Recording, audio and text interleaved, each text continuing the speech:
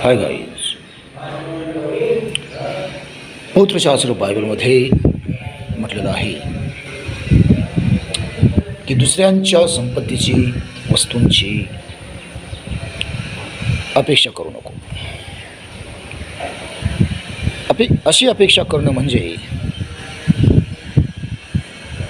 परमेश्वराच्या सिस्टमच्या बाहेर चालणे, विचार करणे, कृती करणे असे होईल. कारण त्याला जे दिलेलं आहे ते त्याचं आहे, तुला जे दिलेलं आहे ते तुझं आहे.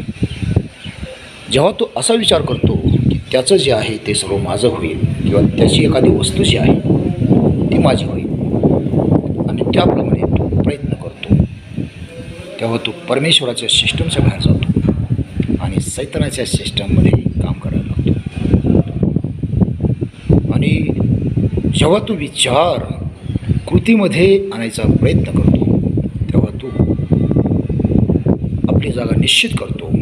जिथे सैतानाचा वाटा आहे, सैतानाची जागा आहे, तिथे तो आपल्यासाठी स्थान निवडून घेतो. म्हणून आजच विचार बदलण्याची आणि पश्चाताप करण्याची